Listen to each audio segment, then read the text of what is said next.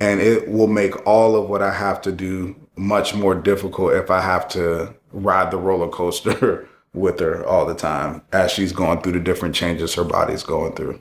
Yeah, here's another tip for my ladies. I was doing this thing where I was trying to hide how much I was crying because I didn't want him to feel bad for me, or I don't know. I don't know if I was embarrassed. I don't know what it was, but I was crying so much, like at least, and when I say crying, not like a tear, it would be like sobbing, crying, like face wet crying at least 5 to 6 times a day. And I would usually go do it in my bathroom because I knew if I like did it in the bed, he could like walk in and just like see me. So I would like cry my hiding, or I would hide my crying so that, I don't know, like maybe I didn't feel like as much of a burden, but at the same time, I would be upset when he would do or not do certain things because I'm like, I'm crying all day long. I can't go to the gym. I blah, blah, blah, blah. And you're doing X, Y, and Z. And it's like, he has no idea that I've cried 6 times today. So it's also like, if you say you don't want to be alone and you want your person to go through it with you, you have to actually allow them to go through it with you. And I should have been communicating how much I was crying and coming to him when I was crying and giving him an opportunity to console me versus me making myself feel like I'm alone. And then now I'm projecting all these things onto him that he's not even aware of, right? So that, and then I'll say too is that like I encourage people, because from my perspective, especially as a man, like I encourage people, especially women, if you're in a relationship, if you're truly feeling something, don't in the presence of your husband try to be strong and hold it together, because he needs those indicators to know what the true stakes are of how you're feeling. Because a lot of times you'll get in a position, which happened with us, to where you'll be like, I'm not showing you how I truly feel because I'm trying to hold it together. But then at the same time, I'm mad at you for not understanding what the stakes truly are. But I'm like, if you're trying to hide how you're feeling, how am I supposed to know how you're feeling? The quickest way for me to snap out of whatever you are saying I'm doing, or for a man to snap out of whatever thing you're saying he's doing and ignoring how you feel, is if you start crying and that man loves you, whatever he's doing is going to stop, because he's going to try to figure out what in the world is going on and what could I do to help stop this? What do you need from me? Because as somebody who loves their wife, you crying, like, it's kind of like a parent with a child. It's like, where's he at? What was like, let me at him. Like, what got my baby crying? Like, that's the feeling that a man who loves his wife will truly feel. So don't hide that emotion from him if you're going through that, because that's his indicator, right? That's his thing to understand and know, like, oh, something is wrong. I need to pay more attention to this. Yeah, and then I think one of the hardest things is if you're a woman who in your first trimester is very sick and is told not to work out and to do like limited activity and to listen to your body and all those things, it's pretty hard to be in a good, healthy mental state, because if your activity is taken away, if you're not able to get up and go for walks or like have sun on your face or work out or do the things that bring you joy and excitement, it just feels like you're just not yourself. And when you're not yourself, the one person who you should be able to lean on is your husband. So I would vocalize often to Dre that like I was very upset that I couldn't do all those things, but when I was forcing myself to do them, it would end up in me throwing up, crying because I couldn't make it through a workout, or it just made me feel even worse about myself. So I had to just be okay with like being still. But when I do it all again, when we have another first trimester, one of the things I'm really prioritizing is just my mental and not relying on physical as much. So simply just like getting up and doing like a 5-minute journal / meditation stretch, and just like being active in my personal space, so that if I do that, I can feel accomplished, versus having this goal of like, I'm going to walk 30 minutes to the gym. And then when I get there, I'm going to take a Pilates class and I'm going to walk all the way back. And it's like, girl, no, you're not. And when you try and you don't do it, you're going to feel like you failed and you're going to not feel confident in yourself. So it's worse. So it's almost like rewiring your brain to start with the very little small things that bring you joy, and then slowly start to allow yourself to build up. And I heard once you get past the first trimester, the second is a glow up. So pray for me. But I do want to touch on this, and this is the last thing I want to share, is his mom talked about this mountain and hill analogy of how, like, in order to get to the top of the mountain, it takes climbing. But in order to get to the top of the next mountain, you have to go down into the valley and then back up. And so it's this thing where essentially she was like, girl, you at the top of the mountain, and instead of going back down to get back up, you're trying to spend all your time and energy on figuring out how you're going to jump from this top to that next mountaintop. So much so that you're wasting your time, energy, resources. If you would have just went down, you'd have came back up by now. But I was being very stubborn, and this is just in how I was living life and how my mindset was. It was like, no, I'm going to figure out a way to get there quicker, smarter, with less energy, less effort. And I don't got to go down there. And I missed 5 different mountaintops just by staying up on this one, trying to cheat my way onto the next one. So I thought that was a really good analogy. Yeah, I think it really boils down to process. Like, so many people, and I think that's why a lot of people have trouble with relationships today, is so many people want to avoid going through the process that it takes to get to the next mountaintop.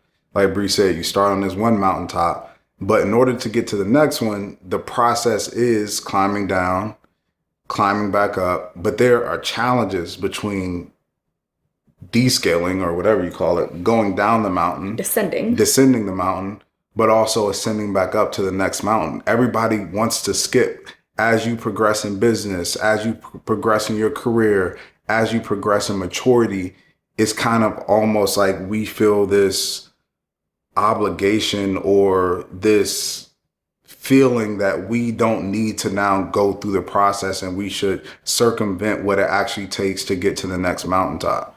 But process is such a big thing in a relationship, and that's an expectation that you should come into a relationship with, is that every new season, every new thing that you go through in your relationship is going to be a process. It takes time to figure out. Like, one of the biggest things that I told her in this process is like, yeah, I'm not nailing it. We're not seeing eye to eye, but it's okay, because this is part of the process. This is a new experience for us. This is something that we haven't done before. Even in the second try, like, you haven't ever been this sick, when we did it the first time. So everything is new, and people want, for some reason, when they're doing something new, for it to just be smooth and easy and seamless, especially when you're dealing with another human being and their emotions. And that's just not how it works. So the mountain analogy and hills analogy is so great, because it's really talking about that there's a process when it comes to anything. And also, the sense of accomplishment and true happiness doesn't come from when you're jumping from mountaintop to mountaintop. It comes from when you descended and all the work that took, and then ascended and all the work that took, and you reached the mountaintop, especially as a couple together. That's when you have those true moments of happiness. So although we went through a tough time, like, we took some time off, took a little vacation, and that was some of the best time we had together. And there wasn't any, they say drama is unresolved conflict. There wasn't any drama. We resolved the conflict. We talked about it. So the space that we were truly in that moment, was so great and so amazing. But guess what? We wouldn't have known that we even had the issue if the storm didn't come, the roof didn't leak, and we knew we need to patch that part of our relationship. So now going into it after the storm, our house is in a much better situation and our relationship is a much better situation to where there is no petty jabs. There is no receiving something wrong because we address what the true issue is. But that's just part of the process. Like, you have to be able to go through that process in order to get on the other side of what you actually need. And it's kind of like if you live on top of the mountaintop, sooner or later, you're going to start to not appreciate the view, right? You're going to be like, oh, this old thing. But when you're in the trenches, when you're in the valley and you're climbing back up, it's going to make getting to that view feel so much worth it, so much more valuable, so much more precious.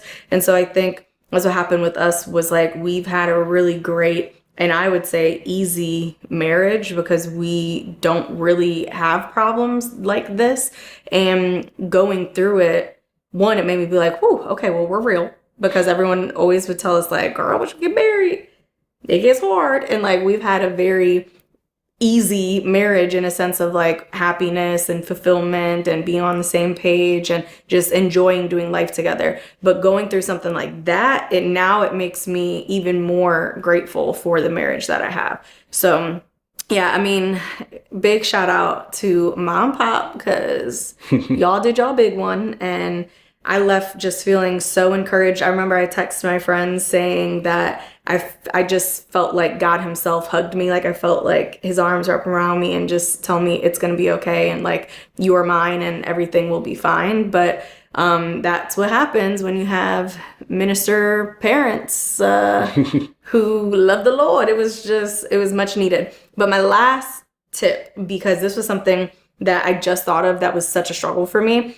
During that first trimester, and this happened both times, I got really bloated and fluffy, like everywhere. And I don't know if it was that I felt I was or if I physically was, but there were times where I physically was like, Dre, look, I look like I'm 3 months pregnant. And I know I'm not. Like, I know I'm not showing. I know that that's not that. But like, I was so uncomfortable in my skin just due to all of the hormonal stuff that was happening that but when I get pregnant the next go around, we are going to set aside a budget for just some loose, comfy, swaggy type of like clothes because everything I put on, I felt like a balloon that was just like getting blown up and was about to like pop. It was just so uncomfortable. Like I didn't want to be seen. I didn't want to go anywhere. So I would say if you start to see that like you two are bloating, just get some comfy, larger clothes versus not leaving your house. Because I think like me not leaving the house was hard on me mentally and then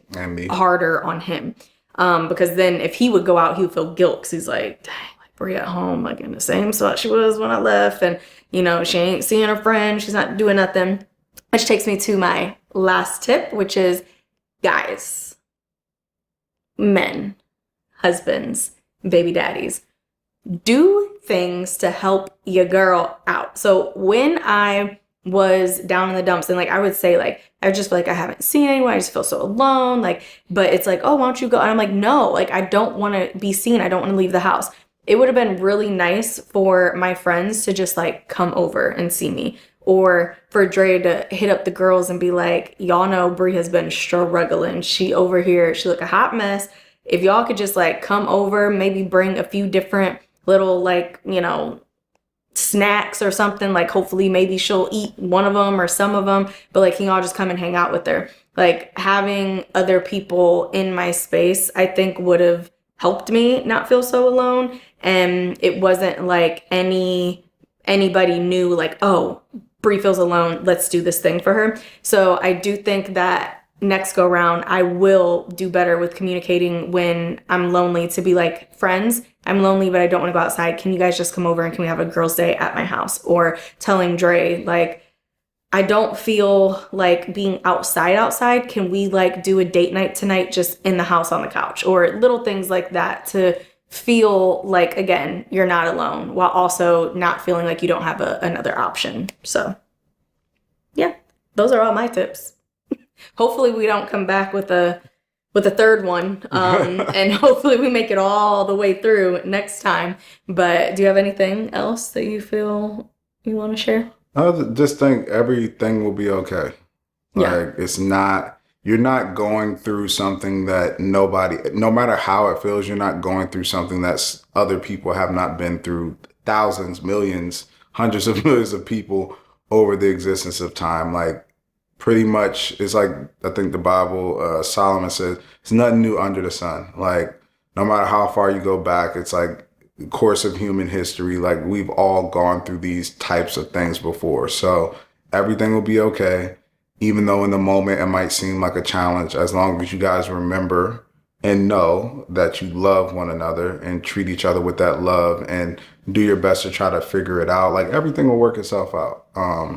Just try to be as kind as you could possibly be and rely on those resources, those trusted resources around you that can help you recharge. Because in these moments, like I think one thing that we realize is that getting that recharge to go back out there and, you know, get that fresh perspective is needed. Like you're going to need time to like go out, hang out with friends or talk to somebody or take your mind off of what's going on so that you could come back and be refreshed to be there for your person. So everything will be okay. Yes.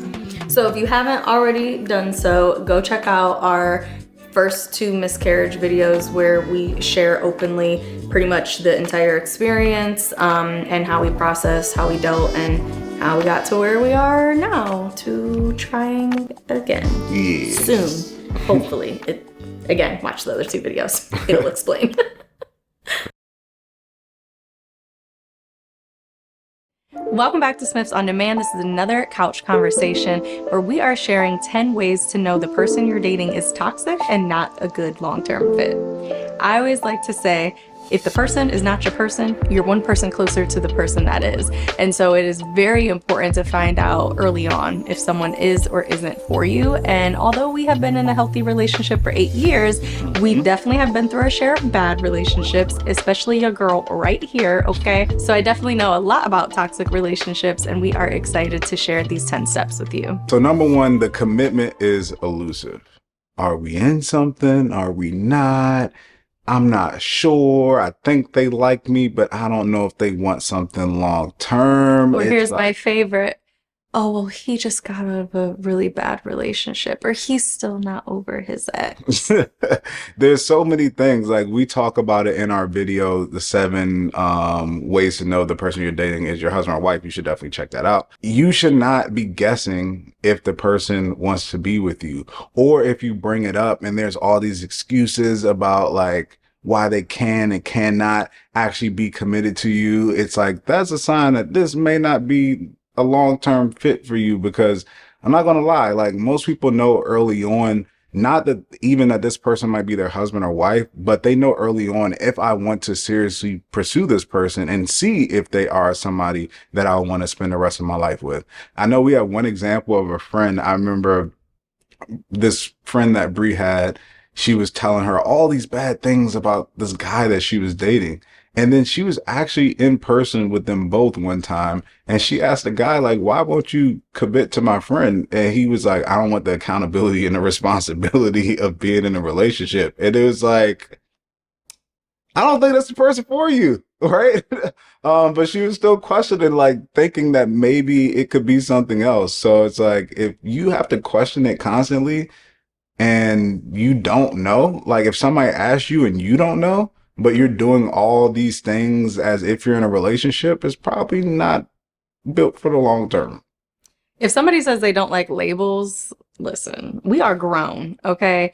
We need clarity. It's not about labels. It is about being an adult and having a clear responsibility to someone, because that is what you have decided you want to have. And I think the issue is a lot of people want what comes with the relationship, but they don't want the accountability of what it takes to maintain that relationship. And so if a man or a woman is wavering on whether or not they're ready to put a title on it, baby, call your mama. I don't know. Look, it's not making sense. Okay. So for sure, that is sign number 1.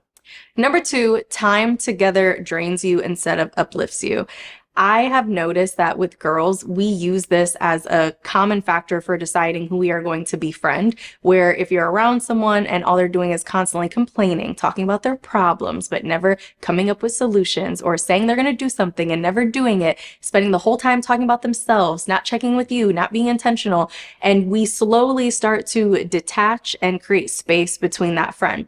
Well, why do we have such a problem doing that when it comes to romantic relationships? I don't get it. I don't get it either. I mean, it should be a refreshing time, a refilling time. Like when I have a hard day at work, it's like, I can't wait to take a load off, sit down with my wife, watch something, let's go on a walk, let's do dinner. Like that's my time to refresh. And if that time is draining, it's like, kind of, what's the point of being in the relationship if your time with that person isn't refueling, isn't refreshing, isn't good? Like a lot of times in relationships, what we're battling are all the outside factors. We're like, hey, if it's just us, we are great. It's just all the other factors, work, jobs, family requirements, bills, all these things that make life a lot harder and a lot harder to do with one another. But the time with each other that we have with each other should not be draining. It should be refreshing. So if you're with somebody and you're kind of dreading your time with them, or it just feels like it's taking a lot of work and you're exhausted being with them, then it might not be the right person for you long term. What's the saying? I could be bad all by myself. Okay, you don't need nobody to help you. Be bad. Exactly. Number 3 is that they keep score and keep resurfacing old issues. We all make mistakes in relationships. It's going to happen no matter if you're in month 3 or if you're year 10. We always make mistakes because we're going through different chapters of our lives. But if you're constantly being told about, you didn't do this, you didn't do that, and old things keep being brought up, it's kind of almost like a manipulation tactic, like somebody using it to blame you for everything. Like we are all accountable for our own actions, and we are all only accountable for our own actions. We can't control what our partner does. So if we want to change a situation, if we want to dictate how things go, we have to take our own accountability for our own actions and things that we can do to contribute to the relationship to make it better. Forgiveness is such a big thing in relationships, and also grace. Like I make mistakes too. You make mistakes. We both make mistakes. Instead of holding this over your head, I'll say like, I know your heart. I know that you love me. I know that you didn't mean to do this and it wasn't done out of malice. So I'm not going to hold it against you as if it's a character flaw. Number 4, communication feels toxic. I'm talking about dealing with silent treatments, someone who is being passive aggressive. The number one thing that I feel I had dealt with where I was like, this doesn't feel good in a past relationship was someone who would almost always want to have the last word. And it was hard because I was like, we're not actually talking about anything. It's just this battle of like, who can say the worst thing to the other person. And then it would turn into just ghosting, where it's like, I'm not hearing back from him. And now I'm questioning, like, what is he doing? Like, are we still together? What is actually happening? This is strange. Like the whole thing of a relationship that keeps it happy and healthy is healthy communication. And so if that communication is toxic and you're dealing with what I like to call little kid traits, like we are not in high school, we are grown, communicate with me, that is a number 1 tell sign. And that is what leads to toxic traits, toxic communication styles, and toxic relationships. And I always say that good communication isn't just open communication. It isn't just honest communication. It's effective communication. And effective communication is somebody hearing what you actually have to say. If you're so worried about winning and being right and keeping it 100, and you're not focused on actually who is this person that I'm with and how do they best receive information? All right, let me try to deliver it in that way.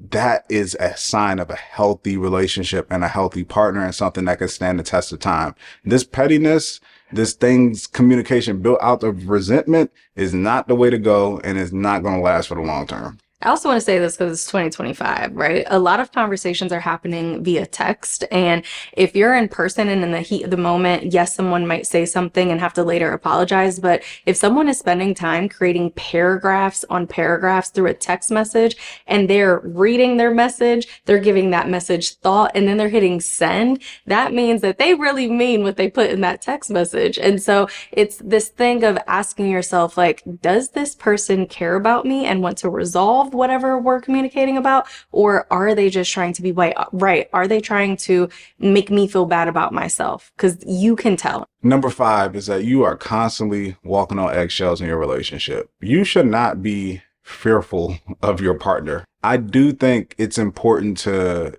craft what you have to say, make sure that what you're going to say is what you mean, but there shouldn't be a fear of communicating based off of how somebody is going to react. Like that feeling of like, I don't know, they get angry sometimes and I don't want to say nothing too much because they might end up with a hole in the wall, or like, they might end up putting their hands on me or something like that, or doing something that could be detrimental to my health, to my life, to my job, or harming their self. So you want to make sure that if you want something that's going to last for the long term, and not saying that somebody can't go to therapy and get that fixed and work through their issues, but you don't want to be in a relationship where you're walking on eggshells and you can't actually express how you feel.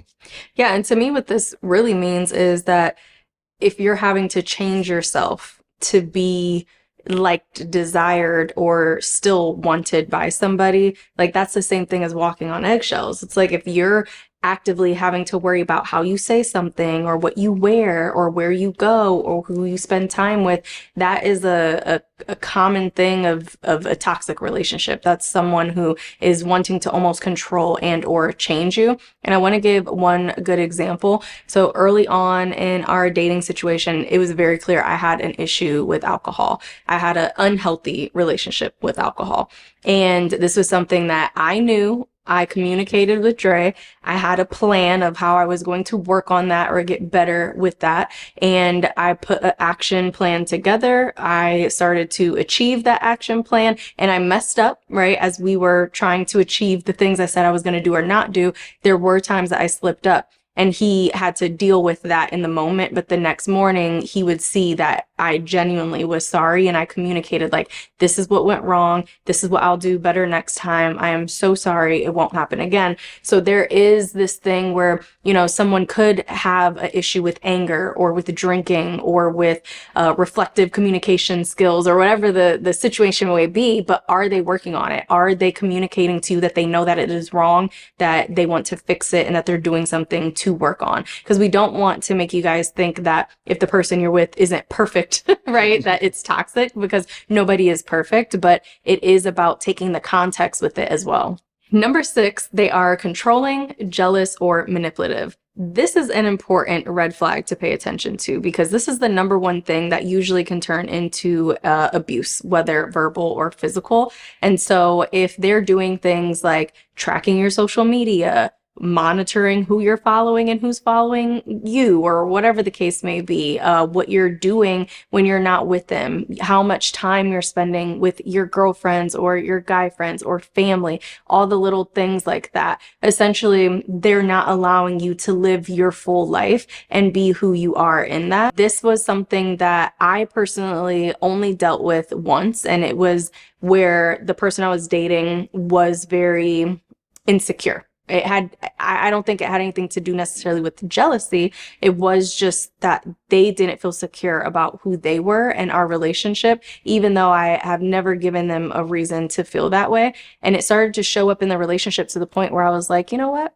This is verbal abuse. This is somebody who is slandering me, making me feel bad about just being who I am and living my life. I'm not doing anything wrong, but everything that I'm doing in their eyes is wrong or bad. And I was like, this is not healthy, and it's time for me to walk away. It's important to understand that when it comes to trust in relationships, and if you want a really happy relationship, there's a level of vulnerability that you have to have in your relationship, and fear has to kind of go to the side because you are opening yourself up to hurt, to somebody, doing something that you may not want them to do. But there's also a beauty on the other side of that, is that it unlocks a new level of your relationship. We've seen it so many times to where people are like, yeah, I can't go out with that friend, or I can't go out with that friend, or I had to cut off my friend that was a guy or a girl because they were the opposite sex. And it's like, if that person is trying to put you in a bubble, is trying to exclude you and take you away from like family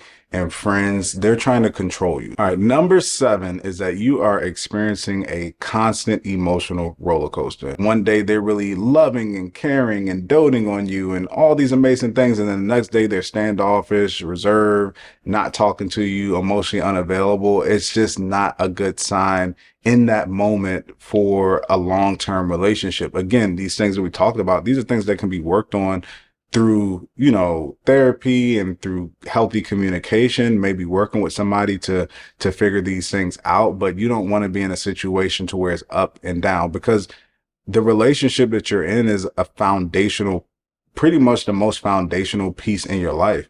And who wants to build a house on a foundation they don't know if it's going to stand or not? Like, you want to know and have faith that this is something constant that you can rely on. But if every day is a roller coaster, you don't know if you can rely on that.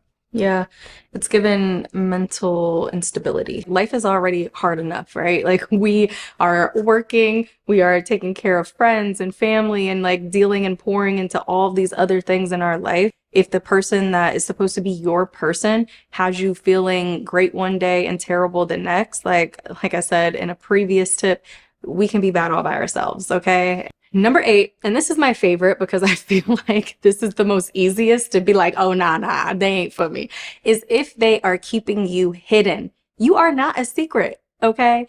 If you have not met the friends, if he is slow to introduce you to the people in his life who matter most, or somehow every time he's going out with specific people, he's not able to be reached, or he can't answer your FaceTime, like, you know you're in a relationship with him, but nobody that they know knows that they're in a relationship with you, that is a problem. What are we hiding? It's definitely a problem. And I'll just keep it simple and leave it here, is that think about the things that you're happy about. Do you want to share those things, or do you want to hide them from the world?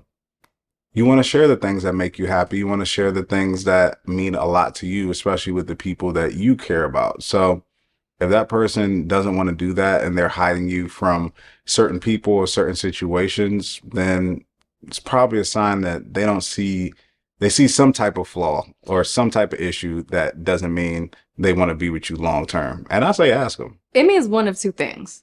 It either means, 1, they're really not committed to you at all and they don't want to commit to you, or 2, they're already committed to somebody else. Number 9 is that they tend to love bomb instead of having steady connections with you. So what does this look like? What is a bomb, right? It's a huge explosion. So it's like, relationship ain't going good. You're not being consistent. Boom, huge gesture. Hey, let's take a trip to Turks and Caicos. I'll pay for everything. I got your flight. I got your food, all that stuff. This is great. And you're like, okay, cool. Let's do it.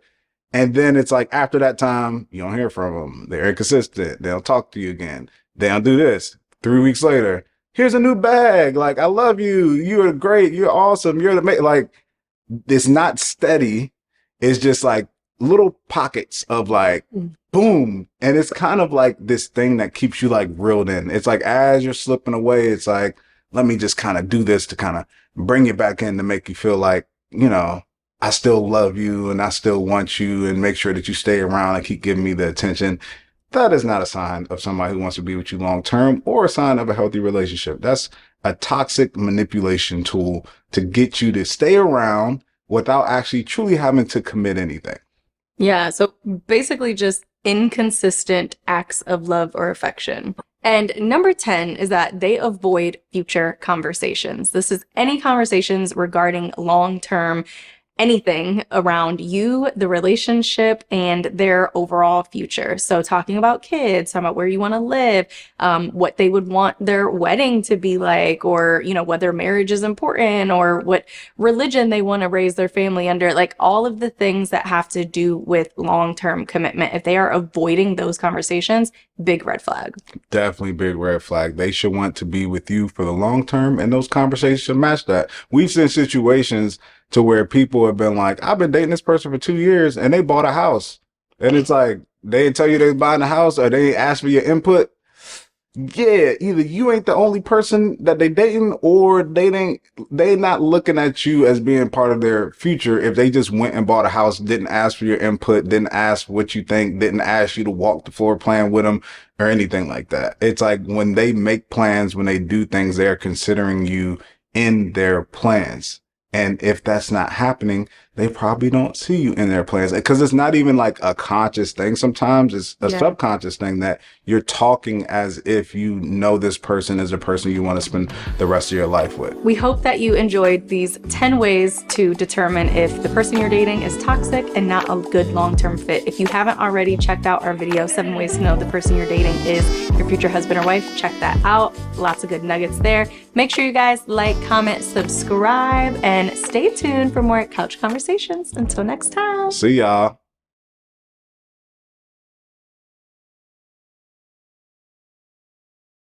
Welcome back to Smiths on Demand. This is another episode of Couch Conversations.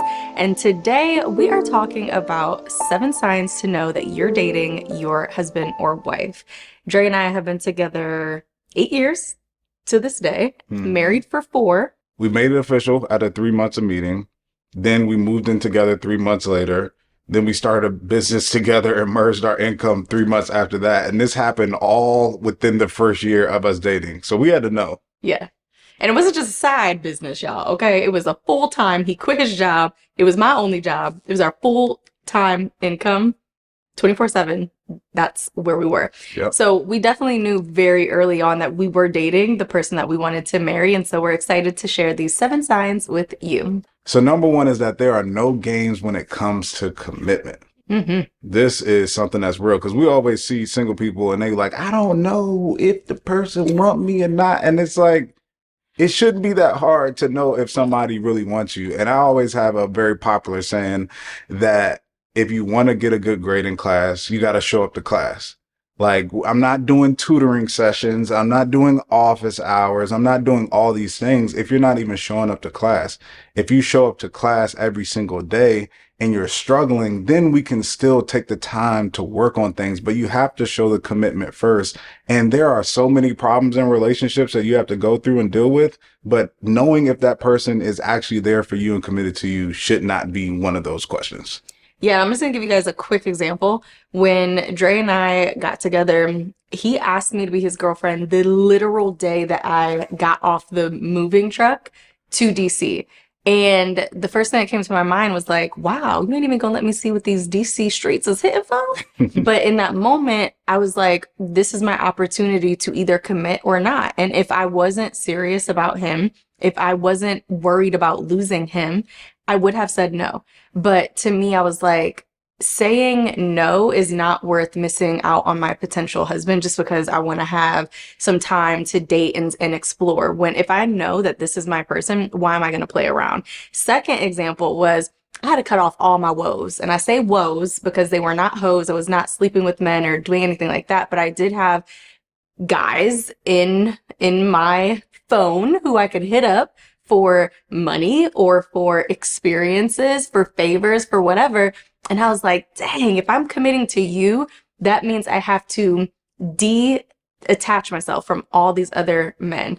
And I did. It was tough. And I talked to him about it too. I was like, okay, this is different. This is different. I'm for real about you. And so he did not have to question because my commitment never wavered, and vice versa. Yeah. And we were 22 and 23 when we first met. So we had a slew of issues that we had to work through, but the commitment to each other was never one of those things. So if that person is not playing games and you know for sure, that's a good sign that maybe this is somebody long term. Really good sign. And if they're not, you need to have a conversation because it should not be that difficult. Number 2, the essence of who you are attracts them.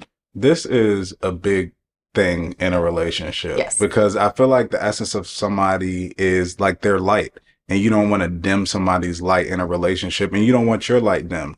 like one of the things that attracted me to Brie, of course, physically, you have to be attracted to the person that you want to be with.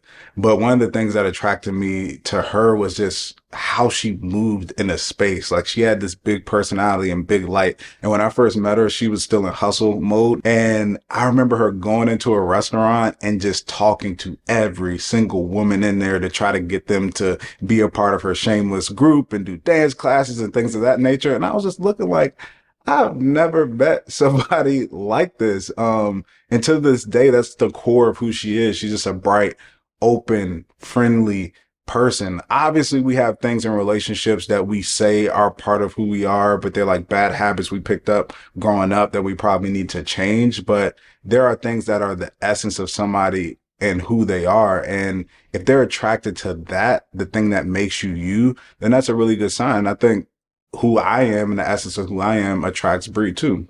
Yeah, and there's our situation was very different because when I met Dre, he had it all figured out. Like as a man, he was very secure. He was very confident. He was very calm and level-headed, and he was a problem solver. He just was like this provider, and I was the complete opposite of that. I was a shit show on wheels, and I was like, are you sure, all this baggage? But again, he was like, I'm not looking at what you've been through. I'm looking at what we could build and be together. And so if you are like, wow, this person's heart, this person's intentions, the core of who they are is so attractive to me, all the other things like money and what they do for a living and, just the things, the material stuff of the world, those things can be changed, fixed, and worked on. But if they're good at the core, that is a really good sign. All right, number 3 is they take accountability and work towards solutions. This is big in a relationship because you're always going to have issues. We are almost 10 years in and we still have arguments to this day about things. But the thing that matters the most is not the absence of arguments. It's about how you handle those things. And that's something that early on, even when we met at 22 and 23, that no matter how bad it got, we had some really bad nights early on. We would come back to the table and say, I'm sorry, I should have handled this differently. I'm sorry, I shouldn't have said that to you. And then we would try to find ways to make it not happen again. Even if we were unsuccessful for those times moving forward, we would work to try to figure this out. And that's just a sign that it's like, oh, this person's in it for the long haul with me. They're not trying to leave every time something bad goes wrong. That was one of the ways that I knew that Brie was my wife and somebody I wanted to spend the rest of my life with, because in past situations, whenever bad